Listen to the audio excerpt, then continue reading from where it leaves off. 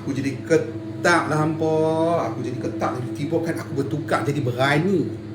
Aku jadi berani. Aku jadi macam nak mengamuk tau. Dia ikut Nabil, betul. Nabil rasa dia ikut Nabil. Betul. Lepas tu kan aku tunggu lagi, lift tak turun lagi. Lambat pasal tingkat apartmen aku tu 23 macam tu. Aku daripada ground floor tau. Lepas pada tu kan aku dandan. Aku tunggu lagi, aku dengar macam-macam. Lepas tu aku dengar macam bunyi deruan angin. Bunyi deruan angin tu kan dia bunyi macam kan dekat dengan laut.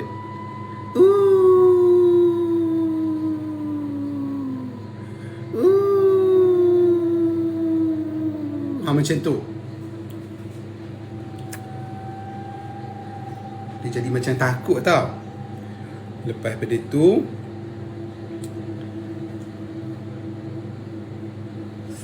aku kata, aku bercakap. Aku belajar dengan arwah mama aku, dengan tok aku kan. Benda ni kita jangan takut, kita kena bercakap dengan dia.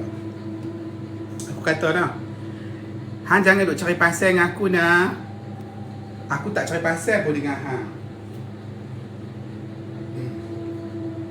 Aku duduk dekat sini, hang tak kenal aku ke? Kata macam tu.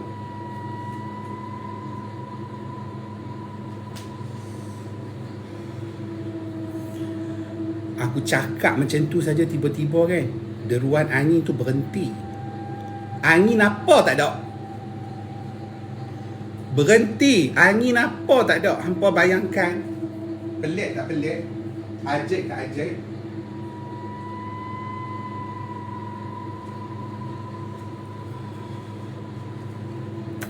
Lepas tu kan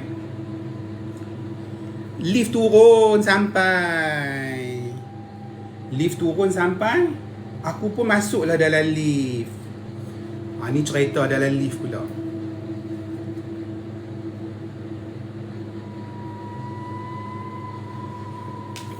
Cerita dalam lift memang takut.